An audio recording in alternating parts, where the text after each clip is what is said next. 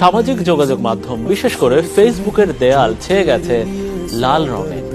নেটিজেনরা তাদের প্রতিক্রিয়া জানাতে এমন পন্থায় সামাজিক যোগাযোগ মাধ্যমে রয়েছেন বেশ সরব। শিক্ষক, শিক্ষার্থী থেকে শুরু করে বিভিন্ন অঙ্গনের ব্যক্তিবর্গ সামিল হয়েছেন এই কার্যক্রমে। বলা হয়ে থাকে ভালোবাসার রং নাকি লাল, আবার বিপ্লবের প্রতিচিত্রও লাল। অস্থির এই সময়ে সামাজিক যোগাযোগ মাধ্যমে নেটিজেনদের সেই লাল ঘিরেই যেন বহিঃপ্রকাশ অন্তরের, মস্তিষ্কের। সামাজিক যোগাযোগ মাধ্যম ফেসবুকের প্রোফাইল পিকচারের লাল রং জায়গা করে নিয়েছে নানা প্রতিবাদী স্লোগানে।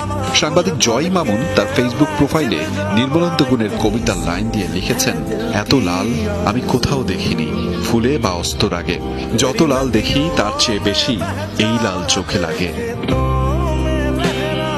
নির্মাতা মোস্তফা সরোয়ার ফারুকী তার ফেসবুক প্রোফাইল পিকচার পরিবর্তন করে লাল রঙের মাঝে মানচিত্রের একটি ছবি প্রকাশ করেছেন। একই ছবি প্রকাশ করতে দেখা গেছে স্বনামধন্য গীতিকার প্রিন্স মাহমুদকেও।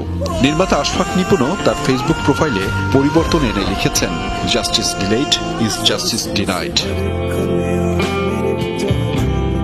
দেশের আরেক জনপ্রিয় নির্মাতা অমিতাভ রেজা চৌধুরী তার ফেসবুক প্রোফাইল পিকচারে পরিবর্তন করে প্রশ্ন করেছেন, ফুলগুলো সব লাল হলো কেন?